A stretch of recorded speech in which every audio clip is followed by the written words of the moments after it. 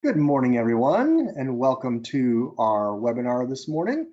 My name is Roger Snyder. I'm the VP of Marketing here at 280 Group. And today we're discussing the 5 secrets to prioritizing your product roadmap, doing it the right way. And I'm joined by 2 experts in the field, Tom Evans and Jim Semick. Tom is a senior principal consultant and trainer at 280 Group and an internationally recognized authority in product management, having just yesterday finished a class in Saudi Arabia, remote from Austin, Texas. But he is renowned for product management, product marketing, international business, go-to-market strategies, business partnerships, and entrepreneurship. In his extensive experience, he's helped startups through Fortune 500 companies create and launch winning products and has led business development efforts in the US and global markets. Thanks for being with us today, Tom. Thank you, Roger. And we have Jim Semick, co-founder and chief strategist at ProductPlan. He believes that great products don't just happen by accident. It's an exceptional leadership that truly makes a difference. Jim is passionate about empowering future product leaders to build successful products that solve real customer problems. For almost 20 years, he's taken new disruptive software products from concept to market launch. And thanks for joining us today, Jim. Yeah, thanks, Roger. I'm excited to be here. Excellent. So it's Friday morning and we've got lots of good stuff going on, but I just want to give a quick warning to imagine, like many of you, I've got 2 students that are studying from home. So we've got a GoToWebinar and 2 Zooms running. So if my audio briefly jags up, you know why. So my apologies in advance. I imagine Tom and Jim, you guys are probably in a better situation, but. Yeah, I have my own dedicated line right here, so I'm good. Glad to hear it. All right, well, let's do a couple of housekeeping items before we get into the meat of the webinar. After this webinar, if you'd advance there, Tom, after this webinar, continue to stay engaged with the product management community. Now more than ever, it's important to get connected with your peers, and our LinkedIn leadership group is a great place to do that. Join others and use this forum for getting through these challenges and times together. I will paste the URL into the chat box in a moment, and you can click that link and join today. And a couple more housekeeping items before we get going. We love interacting with you folks. So during this webinar, we want you to ask questions or give feedback. So please enter your question and enter that into the question box in GoToWebinar, and I will then be paying attention to the questions and getting ready to use them during our Q&A session, and we'll try to answer as many of those as we can. Also, the most popular question we get is, hey, can I watch this webinar later? And the answer is, of course, yes. All attendees today will receive a link to view the webinar recording after we've ended it, and we will send that link in our email follow-up. And before I hand off the webinar to Tom and Jim, let me just take a minute to introduce 280 Group for those of you who may not be familiar with us. Our mission is to empower product managers and product marketers with the knowledge and tools to deliver products that matter to your customers, products that matter to the wider world, products that matter to your own business to be successful. So whatever that means for you, we want to help you achieve those goals. And again, a lot of you attend our webinars, so hopefully you're aware that 280 Groups really is a total solution for product management and product marketing.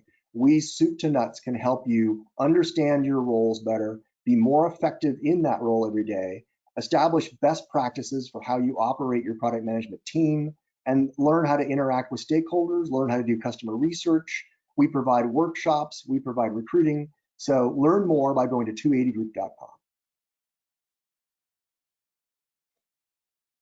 And today's leadership series is in our continuing series.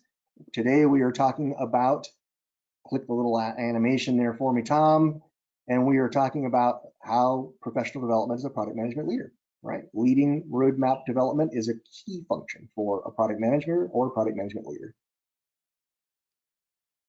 And let's talk about our audience. We took a look at our attendance list last night, created this pie chart, and over 50% of you are product managers or product marketing managers, which is great. It's neat to see that there's over 20% of folks who are in the other role, and I find that interesting because of this topic being such a core PM topic. There's a lot of interest from folks outside of PM on this topic, Tom and Jim. So I think that's going to be interesting, and hopefully we're going to open their eyes to some of the challenges of this role to product managers, maybe make those other folks a little more sympathetic to what product managers are going through when they are trying to build a product roadmap. All right. 5 secrets. Oops. All right, so I'm going to turn it over to you, Tom, and you can read our first poll. All right. So good morning or good afternoon or good evening to wherever you happen to be in the U.S. or around the world. And to get us started off, we just want to understand what kind of products you are responsible for in managing products. So this is our very first poll on that. So I'm distributing the poll and people are starting to vote. You know, there's a lot of different markets out there. We tried to create 5 buckets that would allow folks to be able to find one that fits best for them.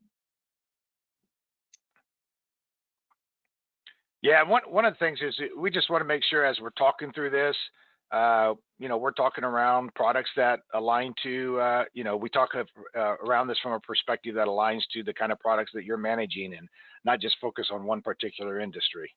Right, absolutely. Yeah, so we're seeing that we are getting a pretty, there is going to be actually a tight focus in one area, it looks like. I'm going to close the poll now. We've got a good representative sample, and let me share the results. And so number 1 by quite a lead was software and software as a service. That was 56% of our audience this morning. Next up was services at 18%. So that could be retail or financial or healthcare services. Then we had an even split, 10% between manufactured consumer product packaged goods and 10% for other. And then hardware, appliances, automotive was only 6%. So really the center of gravity today is going to be software and services, software and as a service. All right, super. Well, you know, one of the questions always is why do we prioritize? And I think while, you know, in general, we think about this from an obvious perspective, the part that I think we often don't remember is that we have a number of constraints that we have to work within. And so if you think about one of the things that makes prioritization frustrating is that there's multiple expectations from different aspects of our overall strategy. Plus, we have constraints that we have to work within. And so we know we can't do everything. And we know that while what may be good for our customers may not always be the best thing for our company or vice versa, it makes it a big challenge. And so as we think about these challenges, we do have our next poll here that we want to conduct on what do you dislike most about roadmap prioritization? And we've set up several options here for you to choose from on that. And we'd love to hear what you think around that. Yep, so the poll is going out now. You might want to kind of give some color to what we mean by the various choices here, Tom.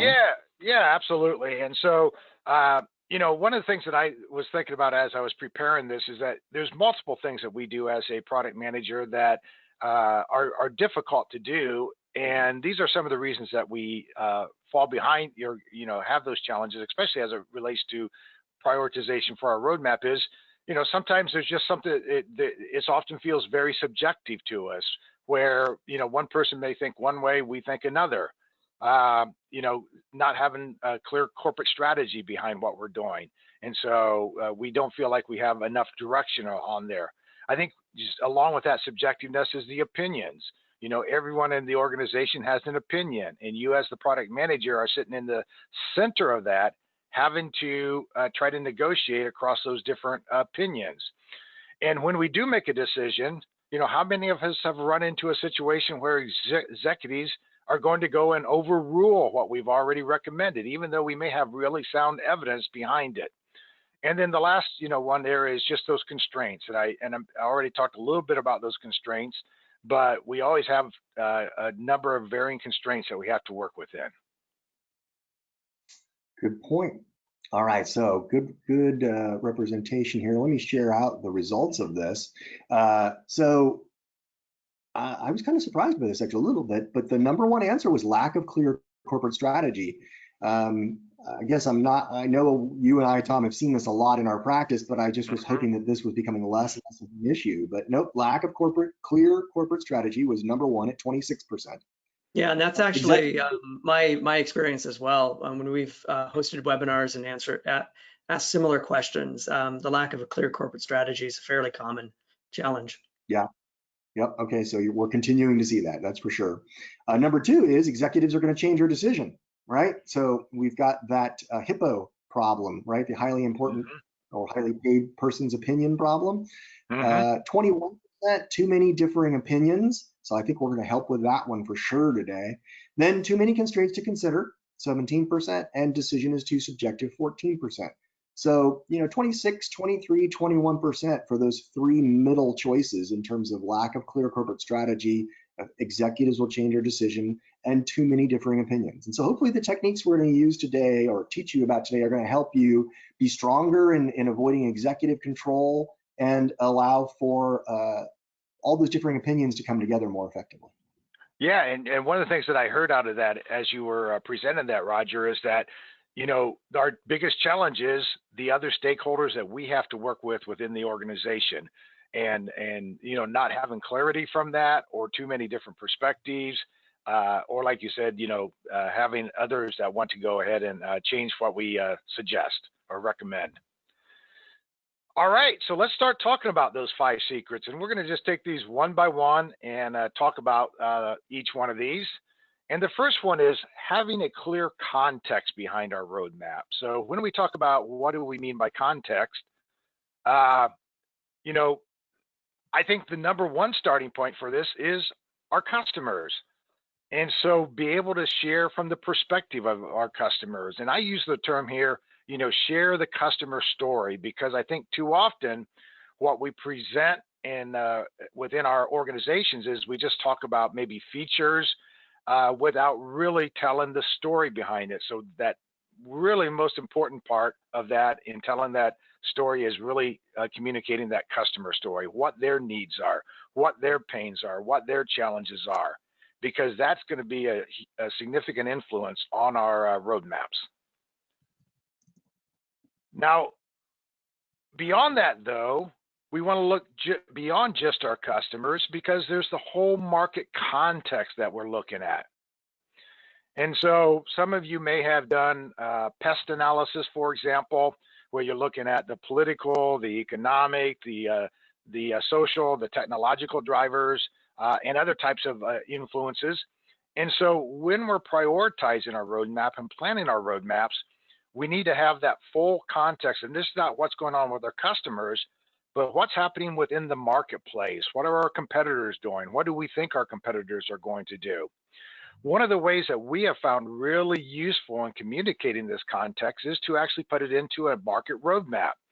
And so I'm not going to put everything into this market roadmap, but what I want to be able to do is to highlight those things that are going to have the biggest impact around our prioritization. So what are those top, that 20% of things going on in our market that have 80% of the impact upon our the prioritization that we're doing within those roadmaps.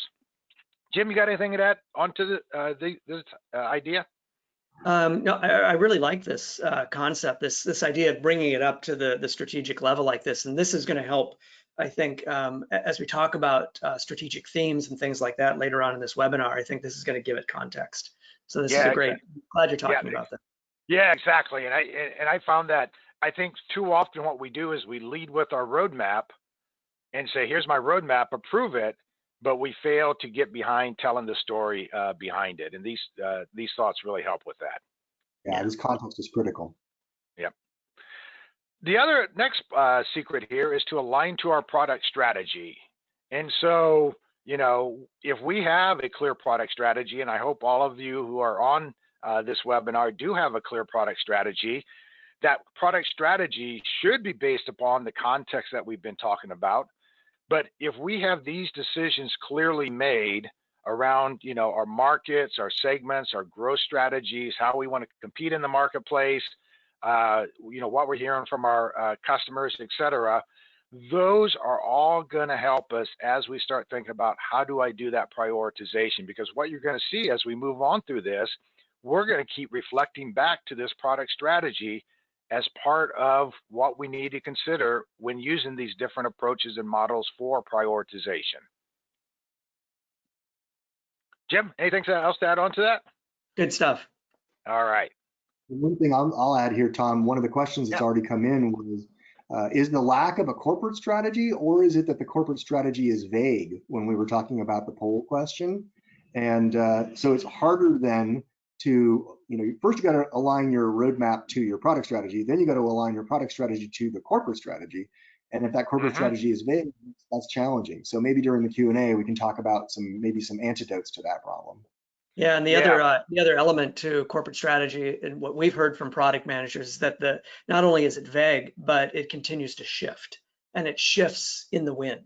And so product managers feel a little bit out of the loop sometimes with what the direction is, because it's changing. Right. Okay. Now, the next thing that we want to talk about here is, a product roadmap is not a development plan. And one of the things that drove me, to talk about it, and Jim and I talked about this a little bit, is I remember, Jim, that Product Plan does a report around road mapping. And I was looking at this a year ago as I was preparing a presentation to a customer, and I saw that it was a significant percentage of respondents to that say they were updating their product roadmap on a daily or weekly basis, which just really surprised me. So I want you to address this in more detail, Jim. Yeah, absolutely. We often find that there's a disconnect when we're talking about roadmap prioritization. We hear that product managers are every day reprioritizing the roadmap, which is an indicator to us that they're not really dealing with the product roadmap. They might be dealing with either the development plan or the backlog. And so I want to talk about that a little bit, about the distinctions between the roadmap and the backlog, because the way that you prioritize those are very different. And I think most of you have worked on a product roadmap, but for those who haven't had a lot of exposure to it, the product roadmap is really this big picture of where you're headed strategically. And so it has a longer term horizon.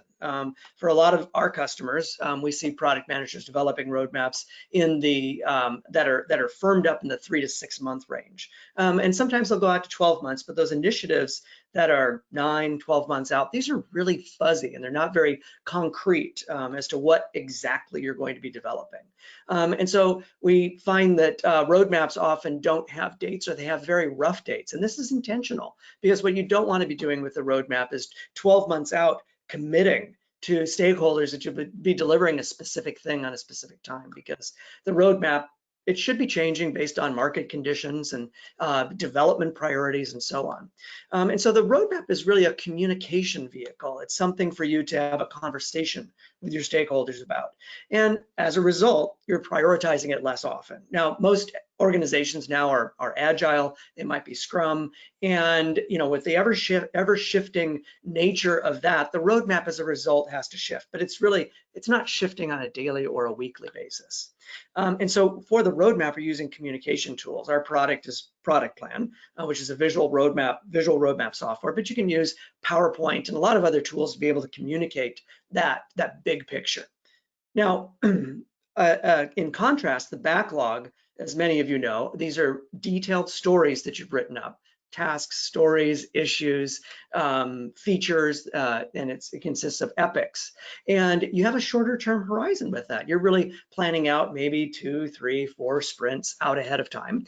And you need to have dates associated with that. So you need to know in any given sprint what is going to be delivered so the engineering team can commit to that. So you're reprioritizing it frequently, and you use project management tools like Jira and so on, spreadsheets, in order to do that prioritization. So I just want to set the stage a little bit about those differences between the roadmap and the backlog. And if you could go to the next slide. Yeah, Tom. I just want to add one thing is in terms of terminology, we know not everybody here is a software company and doing agile software development. So where we say backlog here, think about this from a, you can think about this as a development plan or a product or a project plan also is fairly equivalent to that idea also. Yeah, right? yeah. And the way that I think about it, even if you're outside of software, is that the roadmap is the plan, and the project management or the backlog is the execution of that plan. Yep, exactly. So Right. the way It's that all you prioritize those are very different, and I'll move quickly through this. When you're prioritizing the roadmap, you don't really know the specifics yet. So you're basing your prioritization on strategic goals. So you're looking at, as you've mentioned before, competitive differentiation. You look at the risk of being able to deliver what you thought you would deliver, your business goals, and so on. The backlog, though, is different. You're prioritizing based on primarily customer value, and then you're basing it based on effort, specific effort. Usually in the Scrum world, it's based on story points. So very, very different in the way that you prioritize those.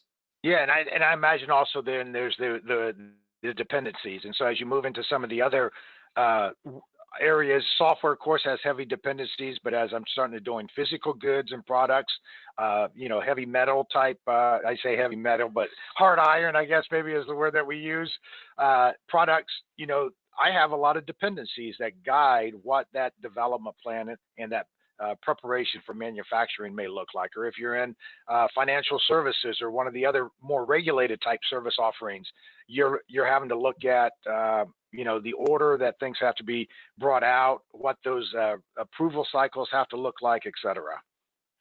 Okay, great.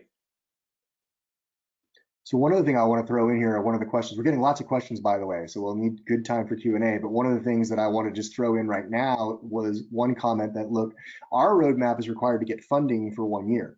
So they're aligned, and I remember I worked for a couple of companies where that was the case, right? So sometimes the roadmap does have to have a pretty high degree of specificity, even in the fourth quarter, in order to justify to the executive team the budget that they're going to get, that they have to lock now to be able to spend in that third or fourth quarter next year. Any thoughts on that issue?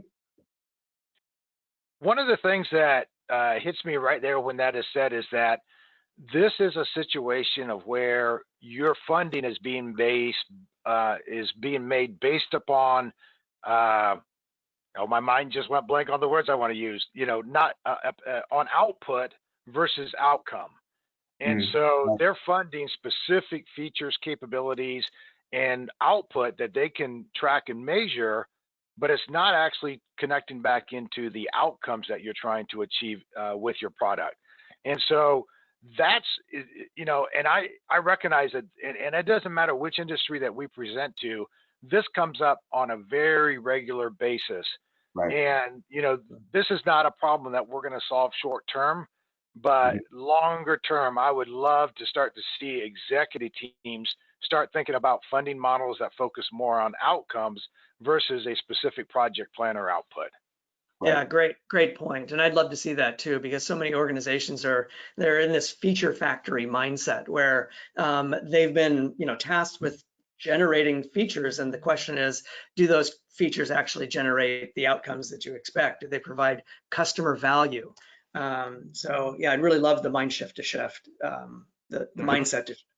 For folks Right. that are stuck in this circumstance, though, and I've been there, my one piece of advice here is then what you do is you do put some placeholders in those out quarters for, especially if you can see something happening, like you have a regulatory change that you know is going to happen 18 months from now, you can say, look, we're going to have to deal with that regulatory change in Q3 or in Q4, and this is roughly size of a Mack truck estimate of what we're going to need to be able to work on that. So for the big ticket items that you can see that out there, you can put a placeholder there that does reserve some budget and allow you to then have the flexibility. The other one is when we get to the point that Tom and Jim are talking about, where you have that agility, then you get into an expectation setting with executives that, look, we don't know what it will be, but now you can trust that we're delivering great value. So just make sure that you are providing the resources we're going to need when we get there.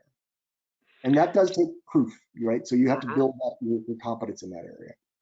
Yeah, and one of the other things is, and I'll say this probably is bigger in software, but it happens in other industries too, is we build out this perfect plan expecting that we're going to execute exactly to it, but we always know that's going to change. And especially in software, you can easily see anywhere between 20 to say 40% of your requirements actually changing as you're going through that year. And so, one of the practices that we talk about in our Agile class is plan some buffer into it. So it's a little bit equivalent to what you were talking about, Roger, of where, you put some placeholders in place, but, get funded 70% of the project, knowing that 30% is still yet to be defined. And I know that I've presented this to several clients, and one client was like, I love that idea. That's exactly what we need to do.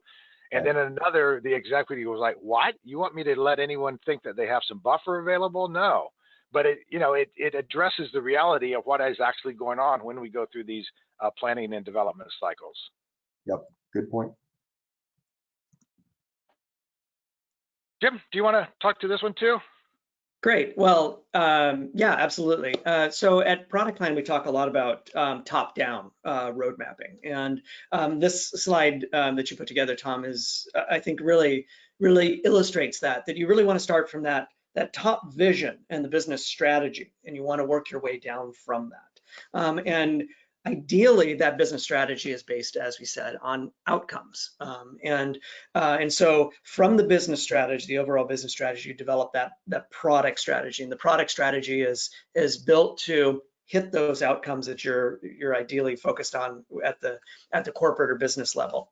And from that, it comes the roadmap. And we'll talk more about that, how you get to and prioritize within the roadmap. And of course, from the roadmap, out of that becomes this project plan or the roadmap backlog. And then from that comes your sprint plans. Okay. So, and as you mentioned, this business strategy and the vision of what you're shooting for is long-term. You're not really seeing a change in the product, in the business vision over months. You're seeing that change and evolve over a period of years. And by the time you get down to the sprint plans, those ideally are changing every day or every week. Right, exactly. Yeah, and to that point, business strategy, product strategy, we shouldn't be seeing that change often unless you run into, a situation we've just approached where all of a sudden many companies and businesses had to change their strategies. But overall, we usually see that as reasonably stable where we know what's going to be happening over the next couple of years. Yeah, and I've been doing more work and writing in with this OKR concept. We don't really have a slide for OKRs here, but OKRs often are changing every quarter. And so those are aligned with that overall business strategy. But as a team, you're developing these OKRs to shoot for on a short-term basis. Mm-hmm. Okay, yeah, perfect there. Well, one of the other things that we want to really emphasize, and I think this is in the way, the executional meat of prioritizing your roadmap is deciding upon a model that you want to use for doing that. And so there are multiple prioritization models available. I saw one website where I can't remember what the number was. It was somewhere between 20 and 30 different approaches to prioritization.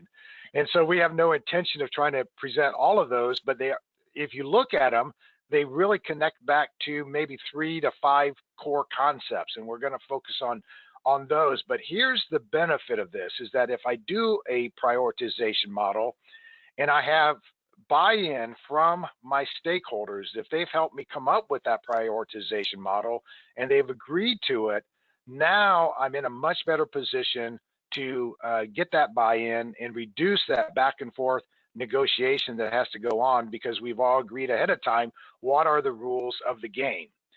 Now, I will also say that the model you choose kind of depends upon what kind of prioritization are you trying to do. Are you trying to do a very thorough, detailed prioritization, or are you trying to do a quick back of the envelope type prioritization? And different models apply to that. And then also, once you use one of these prioritization models, there will be some give and take on that afterwards, because you have to take other factors into account. Yeah, that's great. If I could add a couple of quick points to that. Yeah.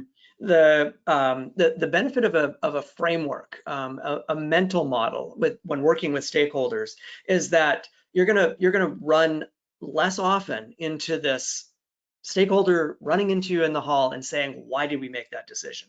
If you've already worked with them and communicated with them about the model that you're using, and this model can be either a framework that's in your head, or more ideally, it's something that you could share with them, some sort of model for them. And that way you can explain to them why you've chosen to work on these 10% and not this 90%.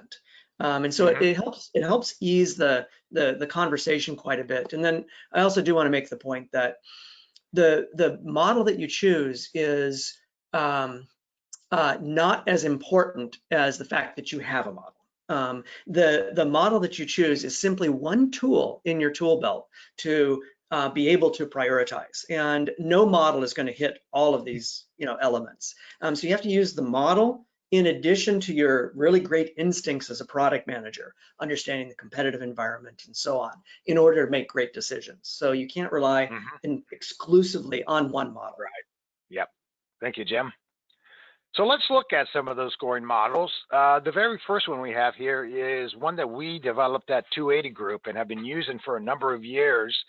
And as I look at this, I still really enjoy when I present this model to classes, because what it does is it allows you to do a couple things. One is it gives you 6 metrics or parameters that you use for your prioritization. And so if I kind of group those together, I'm looking at how big of a problem are we solving for our customers. I'm also looking at that important aspect of us as an organization on how does this impact our potential revenue from either existing or new customers. But it also allows me to think about the competitiveness of my product. And I can look at every requirement that we're prioritizing, or every major feature that I'm prioritizing, and rank that on a scale of 0 to 5. And I think all the other models that you see that we're going to look at are going to follow a very similar type approach. And finally, there's weighting. So, depending upon my strategy, I can go and adjust the weighting. So if I'm focusing more on new revenue growth, I can go add a higher priority to that. And so if we're looking for a objective way of prioritizing value, this is one model to help you do that. And it gets fairly granular in the way that you use this model. Jim, I know you have a similar model with ProductPlan, and I want you to share that. Yeah, we do, and this is another weighted scoring model that we've baked in, and as you've shown, that the exact tool that you use isn't as important. But what we've done is we've baked in this prioritization framework into the product roadmap software. So as you evaluate opportunities and you say, does this belong on the roadmap or does this, you get some sort of a quantitative way of having that discussion. And this model is based on this framework that I think most product managers have in their head, which is value versus cost. So, in our world, you want to be looking at all of these opportunities, and then the low-hanging fruit are those opportunities that have really high customer value and really low implementation cost. So that's kind of that becomes the no-brainer of product management. And then you want to start peppering in features that have maybe some higher cost and high customer value. And then the ones that don't get any love, of course, are the ones that are lower customer value and high effort.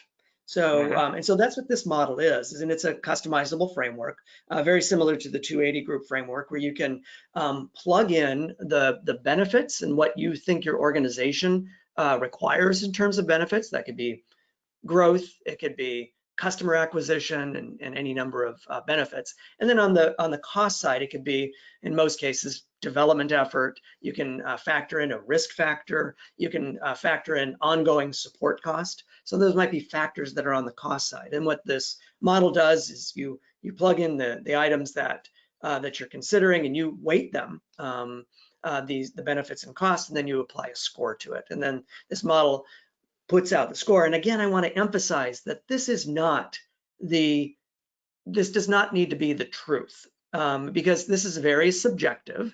You're going to get different scores from different stakeholders, right?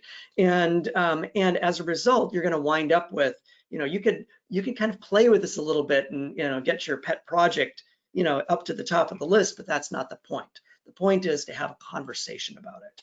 And we've talked with a lot of customers who have used this in their planning meetings, and it fosters a conversation, which, to my point, that's the most important thing. Right, and it's based upon at least some guidance or some evidence to work from. Yeah. Now, in it, you'd come up with a final score, and is that score a combination of taking the benefit minus the relative cost? Is that what that is calculating, or how are you calculating that? Yeah, basically, without getting into too much details, you're Yeah. ranking these items on a 1 through 5 basis, based on how much benefit it has. So if it has high benefit, then you give it a 5. If it has a really low cost, you give it a 1. And then the model calculates that. And the opportunities that receive the most value are the ones that are the high value, low cost. Got it. So Okay. yeah. Yeah. All right. Thank you for sharing that. There's another model that you've also talked about, so I'll let you talk about this. Yeah, this is a newer model on the scene called RICE, and I believe it was a company called Intercom that started to introduce this concept. And product managers have really, really taken to this because it's a very you can adjust this model based on your organization, so it's highly customizable. And the way that you look at it is you look at the reach, impact, and confidence level, and then you divide that by the effort level, and it comes up with a score. And the reach is it could be arbitrary. So you can say, I have a lot of customers, and this feature is going to impact 100 of those customers. Therefore, your reach score is 100. And then on the impact side, this is a quantitative number that you come up with. So you say, I believe that this is going to give us, ranking it on a 1 through 10 basis, customer value or customer delight, or maybe we think this is going to impact our net promoter score. And then you rank it based on that. And again, this is something that your organization creates. So if something's going to make huge impact to customer delight, you might give it a 10. And then the confidence level is your gut instinct on how likely are we to actually achieve the goals based on this. Like, do I have 100% confidence that this is going to have high customer impact? And if so, then you put 100% in. If you have middling customer confidence, then you might give it 80%. And then the effort level, again, is something that you define within the organization. The effort level can be based on sprint points, or it can be based on the number of person hours that you think will be required for this particular feature. And then this spits out a score for you. And the nice thing about this is that you can collaborate with your team to define what the RICE scoring model is for your team. Basically, it doesn't really matter what the characteristics are of these elements, but you're coming up with some weighted scoring. So you can say, oh, clearly this is more important than this to us. Yeah. And I think the important thing here is, like you said, is as long as you have agreed on what reach means, what impact means, confidence, effort, and you apply that consistently, then this score is going to give you a good relative score to help guide those discussions in the organization. Yeah. And then because this is new, we've created a lot of content around this model and other scoring models. So if you want to see videos on the RICE scoring model or a page explaining with some examples, you can just look up ProductPlan and RICE scoring model, and you'll find all that content. All right, super. Thanks, Jim.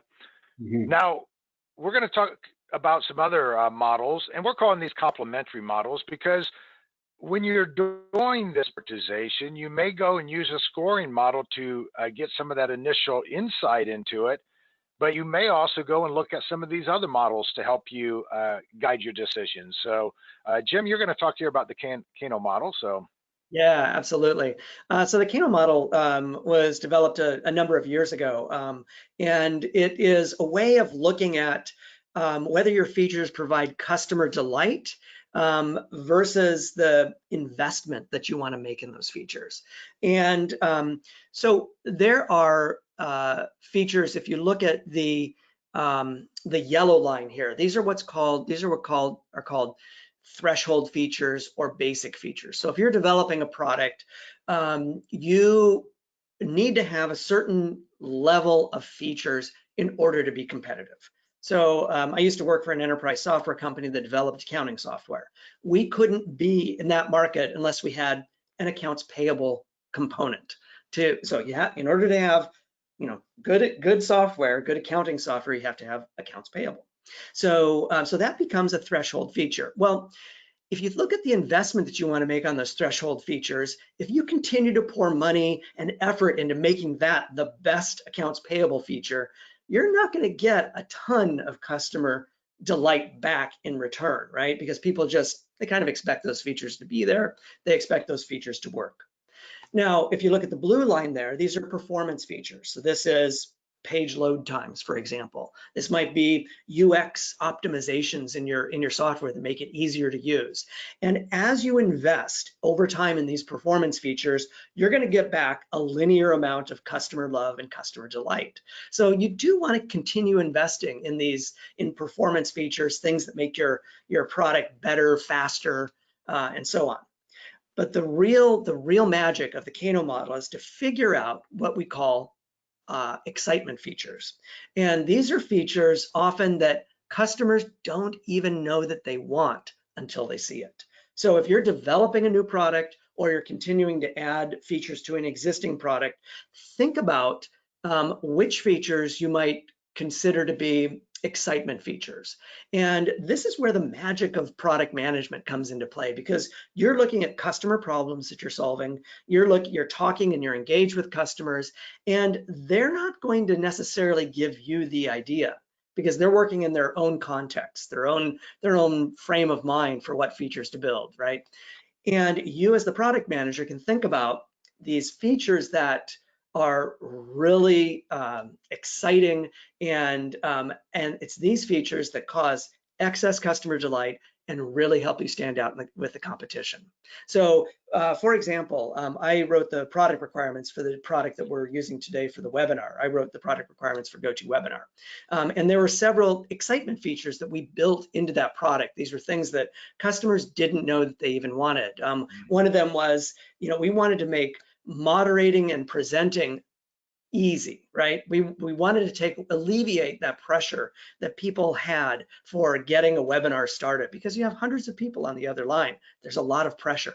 And so we made it easy to use with just this little play button in order to start the webinar, right? So it's something like that, where you didn't have to go through a lot of effort in order to start a webinar, that turn out to be excitement features that people really identify with your product and make it stand out in the marketplace.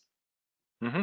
And one of the things that I remember reading one time, and I love this thought about the Kano model, is that I think so often we get bogged down and feeling like we're just struggling to get the basic features out. But the market is never going to be excited about you delivering basic ones. They're not going to talk about it. So even if I'm struggling to get these basics in, I still need to find a way to get some of those excitement features in, because that's what the market is going to get excited about and they're going to be talking about. Yeah, exactly. Mm-hmm. Yeah. Now So finding that balance is crucial, right? Being able to always leave a little bit of room for some of those delighters. And sometimes delighters are inexpensive, right? Mm-hmm. So one of my favorite examples is on the VW Beetle, they had a bud vase in the dashboard, right? And that bud vase was not expensive to put in there, right? And yet it fit perfectly the target demographic. And you see beetles drive by you. Take a look the next time a beetle drives by. There may be a silk flower in that beetle's bud vase, because people are delighted by that. Yeah.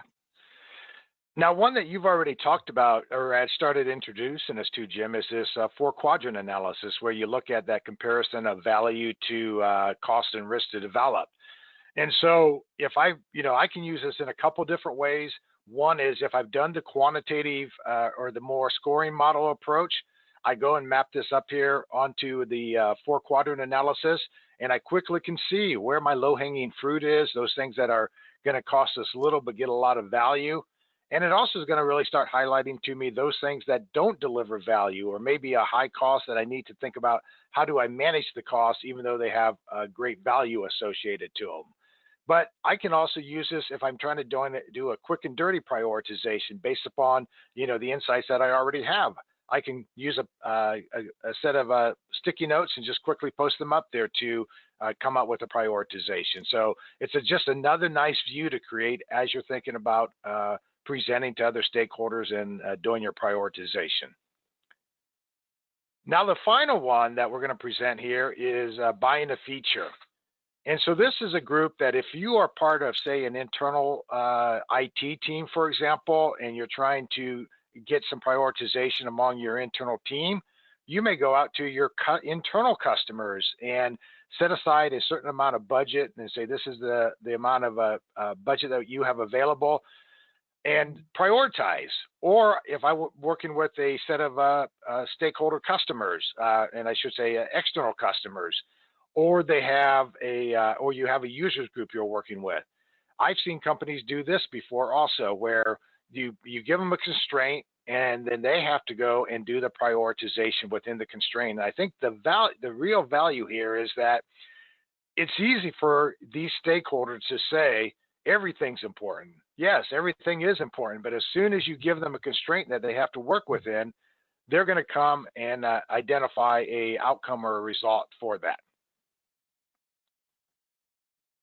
All right, the last one here is not to go and compare apples with oysters. And I know that sounds like a really funny phrase because you think about comparing apples and oranges, but I felt like apples and oranges are too much alike. You know, apple and oysters are really quite a bit different, but yet I know as a product manager, I always felt like sometimes I was asking to be able to prioritize things that you just can't compare to each other. And one of the things that I always dislike being asked as a product manager is to prioritize bugs against, customer value work. I'm like, I can't do that, because it's not an equal comparison. Now, I think from what we've already said, I'm not going to go and I shouldn't be putting bugs into a roadmap, but yet knowing I have those bugs is going to have some influence on my roadmap. And one of the ways that I have like to use when it comes down to having to compare these apples to the oysters is to come up with a set of work streams and then doing an allocation of resources based upon those different work streams. Several years ago, I was with a company and we were going through a new architecting of our product, and we had a lot of defects, and we got to the point where we said, you know what, we just have to commit some resources to some defects. So we said, let's take 20% of our resources and commit to that defects. And so that meant for me as a product manager, I didn't have to go and try to prioritize that against my other work, but I knew that I only had a certain amount of resources available for my more customer focused type work that I was working on. And I had this same conversation with a customer just last week where we were talking about trying to prioritize some different work streams. And when we talked about this, it really made a lot of sense to them to break those out into those different work streams. That percentage weighting that you're going to do, that percentage dividing you're going to do is really going to come back to your product strategy. Jim, I'm going to let you talk here about the idea of a theme. So it's similar, but it's a different approach. Yeah, and I'll move quickly through this. Prioritizing within themes means that you come up with a product theme that spans multiple months or multiple epochs, and it's usually based around a goal or a metric that you want to achieve. So in this example here, you develop a theme of, we want our customers to complete their first purchase faster. If you're developing e-commerce software, for example, right? And you prioritize within that. So the benefit of a theme is that it allows the product manager to get agreement among their team, among the executives and stakeholders about what you're going to be working on during subsequent months. So you agree that we're going to have 4 themes, and one of those themes is about helping customers complete their first purchase faster. So you get that agreement.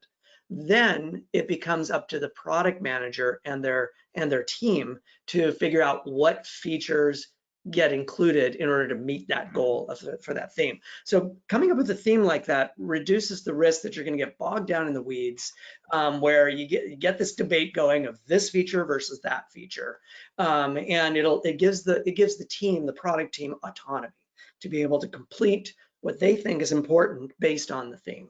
So this is another way, another strategic way of figuring out what goes on the roadmap. Yep, exactly. So to wrap up, we've going through these 5 secrets to prioritization, and in the end, why do we do these? Well, it's because we want to be able to get buy-in from our other stakeholders. And so if you think about all these 5 areas that we've been talking about, that's the foundation to getting that buy-in. And so one of the things that I've just really appreciated and have learned over the last set of years is that important to starting with the why. And so those market facts, that market evidence, that strategic alignment is really setting up that initial story. That's the why behind the direction that you're taking with building out your roadmap.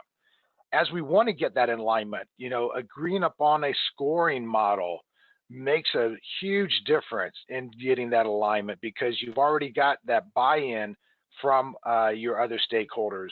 Splitting out things in the right way into the right work streams or into the right themes and prioritizing within that makes it a whole lot easier to have those conversations. So if I'm talking to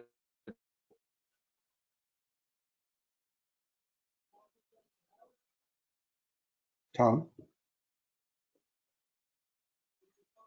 I think what they want to do, and I could prioritize within the things I need to do. Oh, Tom? did I lose a connection there? Your audio went out. I don't know how, but because I also can hear it over Jim's connection. Am I back? I think your headset dropped. Maybe we're now listening to your. Just a second. Yeah. Am I back now? Keep going, because we can hear you, but it's very soft. I think your headset dropped out, and now we're listening to your Oh, microphone. there we go. Okay, sorry. Thank you. Lean in, maybe. Good. Well, it's almost time to get to Q&A, which I'm really excited about. Yeah, and so then so it's the idea of prioritize, figuring out those streams to prioritize within. That's going to help you build that alignment. And then, whoops. No, we got you. There we go. And the other part is when we are trying to communicate our roadmaps, we need to understand what's important for our other stakeholders and be able to communicate it within their context. And so we often call that what's in it for me, the WIFM idea. And so all of this here will help form that foundation for helping you communicate what's in it for your different stakeholders. And that's all going to lead to that buy-in. Roger, are you going to talk about this or? Yeah, so Okay. we've got a download for you for a product management scoring model that you saw today, and that will be provided in a link after this email. And Jim, you want to talk about the product plan free trial? I'm also going to paste a link to that into the chat box. Yeah, great. Thank you. The product plan trial is a free 14-day trial, no credit card required. You can get started building your roadmap in minutes and begin prioritizing features and other elements that go on that roadmap. And you can find out more at productplan.com. And we have a number of, you can either start from scratch or import items from your project management system, such as Jira, or use one of our templates. Excellent. Thank you so much for that offer. And then you'll also get the free download tool. Either way, you'll be able to start using the scoring model. Yep. And I will add that we did some recent updates to this prioritization matrix. So we've added in some cost factors also, and giving you a couple different ways to help you, sort the prioritization that we've done based upon the things that we talked about here in the webinar. Right. Excellent. All right. All right, I'm going to start this poll, but then as we are conducting the poll, we'll start answering questions as well. We had a lot of questions, folks. This is awesome. I'll start you with a simple one, I think, though. In reference to the Kano model, and this is from Sylvia, under customer delight, how is it measured? Is the number of customers actually using the feature and through interviews to know what would delight them? How do you go about knowing whether or not that's a good customer delight feature and which one is more important? Yeah, that's a great question, and I'll take this one. That the Kano model really is very subjective. It gives you a kind of a mental framework for thinking through features. In terms of quantifying customer delight, that's really up to your organization. And what I found is that it's very subjective. You can kind of read excitement from customers in conversations with them. You could use some sort of a measure, your instinct of its impact on delight measurements, such as, or loyalty measurements, such as Net Promoter Score, if you chose to. But again, this is not something where you can plug in, the numbers and then it spits out, here's the magic, delighter, because the delighter features are they're a bit risky, they're unknown, and so you need to do some validation around that to mitigate that risk. Right. But it's very hard to measure. Absolutely. So Yeah, another I question. think if you just real quick on that, I think if you really understand your customers' pains and where the biggest pains are associated with and those frustrations that they're expressing, that's going to give you some pretty good insight to be thinking of where those delighters are. Yeah. So there were several questions about, okay, wait, I'm trying to build a roadmap that maybe has 1 year, 3 year, 5 year even sometimes, but I'm trying to use lean or agile. And then we actually get into scoping out the next couple of sprints and we discovered this is going to take way longer than we thought it was. Now what do we do? There was several different questions kind of along that theme. Yeah. Jim, why don't you lead on that one? I think Sure. you'll have some Sure. good insights on that one. I think that this is natural, and if you're using any sort of agile development process, before you get into those details, your development team might be providing high level estimates, but as I've experienced personally so many times, when you get in the weeds, that's when you really discover what the roadblocks are, and that this thing that you thought was going to take 1 sprint winds up taking 3 sprints. And so I think to start, it's really important that your stakeholders understand that the roadmap will change. I think that's kind of the baseline right there, is that, if you're showing something and you're saying Q3, I believe we're going to be able to meet these goals and these higher level features, then they need to understand that it's possible that things will shift due to the agile nature.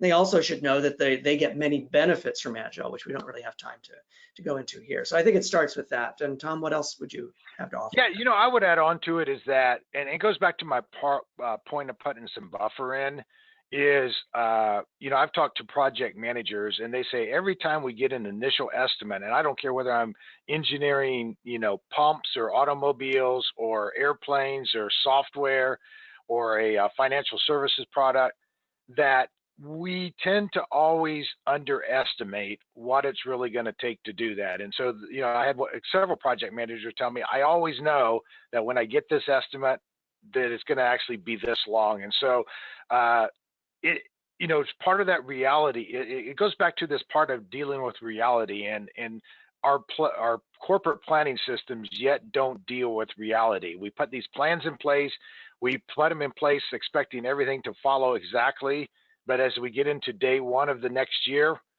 it's already moving away from the actual plan, and then day 2 it gets further, and 3, and so, if we could at least plan a little buffer into that, that's going to give you a little more flexibility when those surprises come up, because they will come up. We know they're going to come up. Absolutely. Right. And in fact, I've just pasted the link to our Ask Me Anything next week, which is all about the challenges of being a product manager with an agile development team. So I think hopefully that will help.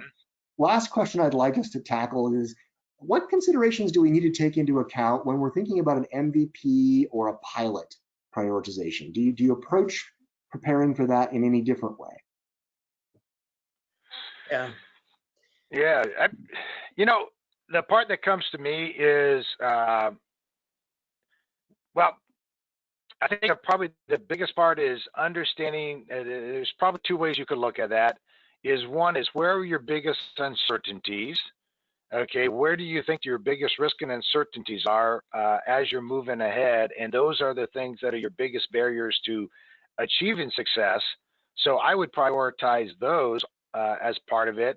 But if I'm thinking about getting to an MVP that is actually going to go into the hands of a customer and look at it from value to them, then this is where I will have leveraged that voice of the customer work and really understood what are their top, 1, 2, pains that I can address and do that very quickly. Yeah, that's great. And I would also recommend that when you're talking with those early customers, to really be clear with them about what you are not and what you are not developing. Right. And so I wrote the product requirements for GoToMeeting as well. And at the time that we launched, that we had 60 online meeting providers in the space, and so it became, there's no way that we're going to develop features that spanned all of those. And so we developed our minimum viable product and actually went to market with probably 1/4 of the features of the main competitors. And so, but what we did do was we included delighter features in there. And that again helps the product stand out. So the MVP in my mind is not only the minimum sellable product to get you into the market, the minimum product that'll help you compete, but what's the minimum product that'll help you stand out? Absolutely. Yeah. And I think your mention of themes earlier, Jim, using that theme as your defense. Anytime somebody's like, oh, we've got to throw this into the MVP, it's like, wait, does this really match the theme? And if it doesn't, no, it's got to wait. So you've got to use that theme strongly to hold your ground and keep the MVP with an M in it, right? Otherwise, it just bloats. Yeah. Well, so we're out of time, but this has been a fantastic conversation. Thank you so much again, Jim, for joining us, and for Tom for leading us through this conversation. It's been a lot of fun. A number of questions, so we'll look through the questions and see whether there's enough that we could use for a follow-up blog post. And then pay attention to the email that comes out afterwards, because it'll include a link to the recording. Got lots of questions about that. And there were so many Agile questions. This is a perfect segue. Join us next week, as we are going to have some experts on Agile methodology, both the development side, Ron Lichty from an engineering perspective, as well as the product management side with Susanna and Greg. And it's an Ask Me Anything. So come with your questions. We're not going to present slides. We're going to be there to answer a lot of these questions that came up about how do I make the best of working with a development team with the Agile methodology. Thanks for joining us. Have a great weekend. Again, thanks again, Tom and Jim. All right. Talk to you next time. Thank you. Thanks, Tom. Thanks, Roger. Bye. Thank you.